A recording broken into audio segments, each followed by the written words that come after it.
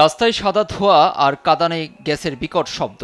বিক্ষোভকারীদের ঘিরে আছে দাঙ্গা পুলিশ। সার্বিয়ার প্রেসিডেন্ট আলেকজান্ডার ভুসিকের বিরুদ্ধে এমন বিক্ষোভে উত্তাল রাজধানী বেলগ্রেড।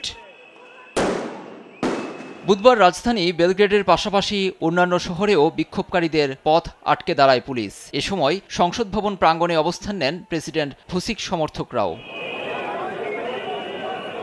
বিক্ষোভের সূত্রপাত ২০২৪ সালের নভেম্বরে নোভি সাদের একটি নবনির্মিত রেল স্টেশনের ছাদ ধসে ১৬ জন নিহতের ঘটনা ঘিরে। তাদের অভিযোগ, সরকারের দুর্নীতি আর অব্যবস্থাপনার কারণেই ঘটেছে এমন দুর্ঘটনা। এছাড়াও প্রেসিডেন্ট ভুসিকের বিরুদ্ধে বিরোধীদের উপর দমনপীড়ন এবং গণমাধ্যমের কণ্ঠরোধের মতো গুরুতর অভিযোগ তো আছেই। বিক্ষোভকারীদের এখন দাবি, ১৩ বছর ধরে ক্ষমতায় আঁকড়ে থাকা এ প্রেসিডেন্টের পদত্যাগ এবং আগাম নির্বাচন। তবে সব অভিযোগ অস্বীকার করে সার্বিয়ার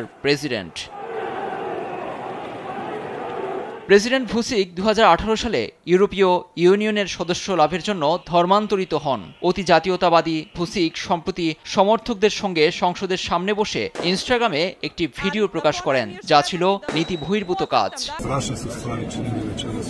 সার্বিয়ার ইতিহাসে সবচেয়ে বড় বিক্ষোভ দেখতে পাচ্ছি আমরা। এমন আগে কখনো হয়নি। মানুষ সত্যি মন থেকে অংশ নিয়েছে, কারণ সবাই দুর্নীতিতে ক্লান্ত। এই সরকার ভয়াবহ মাত্রায় দুর্নীতিগ্রস্ত। আন্দোলনকারীদের উপর পুলিশের হামলার প্রতিবাদে বৃহস্পতিবার সার্বিয়া জুড়ে সরকার দলীয় পার্টির কার্যালয়ের সামনে বড় বিক্ষোভের ডাক দিয়েছে শিক্ষার্থীরা। নিউজ ডেস্ক, দেশ টিভি।